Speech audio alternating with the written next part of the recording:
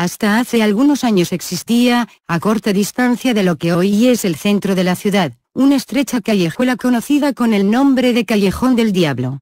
La citada vía, que empezaba en el descampado de San Martín y desembocaba en la zanja, consistía en un pasadizo sombrío bordeado de árboles frondosos y atravesaba un paraje solitario en el que, a modo de vivienda, se descubría una casucha paupérrima habitada por un tísico.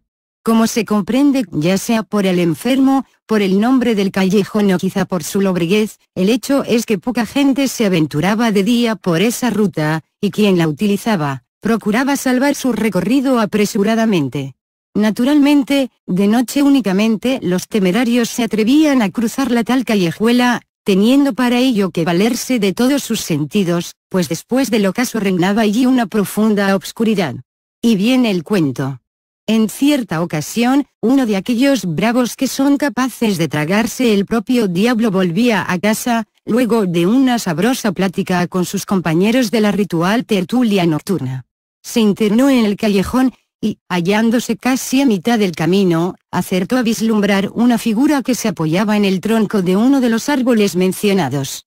Tuvo un ligero sobresalto, pero inmediatamente se recuperó y mustió para sus adentros, guión. «Con qué forrajidos a mí, ¿eh? Ahora verás». Guión.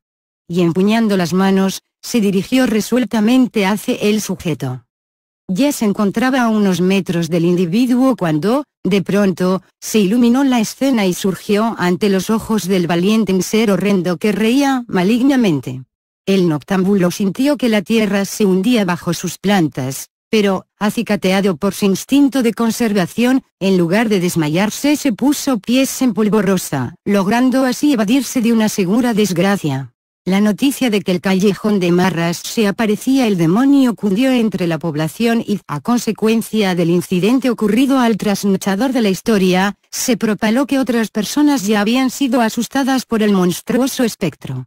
Y, si regularmente el callejón era escasamente transitado en las noches, al comprobarse que Lucifer se había establecido en él, ya nadie osaba ni por equivocación usar este camino después de ocultarse el sol.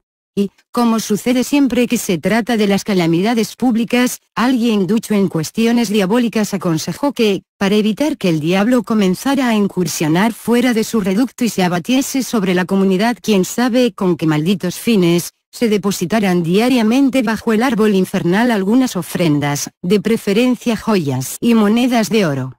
Y así se hizo.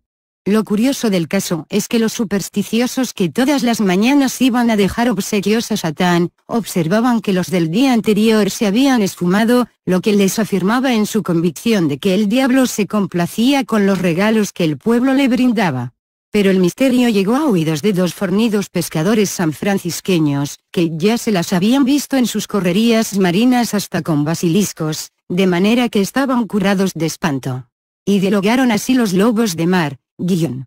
¿Qué te parece lo del diablo de San Martín? A mí me parece que hay gato encerrado, y que el diablo ese tiene costumbres de ratero. Y tengo para mí que, como buenos hijos de Dios, si hay algo que no debemos permitir es el robo a sus ovejas, aunque el ladrón sea el mismo Belcebú. ¿Crees que podamos hacer algo? Preguntó el primero. Sospecho que sí, contestó filosóficamente el interpelado. Esa vez, al filo de la medianoche, dos siluetas penetraron resueltamente en el pavoroso callejón. Y, como es de rigor, el presunto diablo esperaba pacientemente apoyado en su árbol para infundir el terror del más allá al desprevenido transeúnte que se arriesgase a ingresar en aquellos dominios del infierno. Ya estaba el padre de las tinieblas listo para encender su cartucho de azufre y mostrarse a los que se aproximaban cuando súbitamente, a la luz de una antorcha nacida de la nada, vio emerger la imagen peluda, armada de negros cuernos y larga cola, del auténtico Satanás. No se reponía todavía de la sorpresa cuando experimentó en las posaderas la mordedura de un fuego que le quemaba las entrañas, y que no era más que un tizón al rojo vivo que diestramente acababa de aplicarle en esa región uno de los pescadores, pues ya supondrá el lector que los sanfrancisqueños eran los autores del contraataque diabluno. Presa de un pánico indescriptible, el cavernícola solo atinó a decir, Jesús, el diablo quiere llevarme.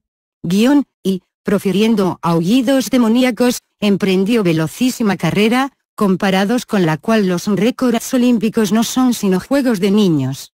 A la noche siguiente, los pescadores se apostaron en el callejón, y, aunque montaron guardia hasta el alba, el diablo no apareció por ningún lado. Sin embargo, al poco tiempo de la vergonzosa retirada del adversario, se averiguó que un prominente personaje de la localidad se debatía entre la vida y la muerte a causa de una extraña y repentina enfermedad que, en forma de llagas, se le manifestó en los glúteos, aparentemente producidas por quemaduras profundas. El individuo sanó porque, según opinión del vulgo, se arrepintió de sus culpas y donó a una institución para pobres un lote de joyas, entre las cuales muchos creyeron reconocer las que ofrecieron al diablo junto al árbol. Así fue ahuyentado el ángel malo de su madriguera de San Martín. Y solamente quedó como recuerdo de los sucesos acaecidos el sugestivo nombre de Callejón del Diablo con que se designó durante largos años al siniestro recoveco antes de que, con el avance de la urbanización, desapareciera definitivamente de la red de vías pintorescas de la ciudad.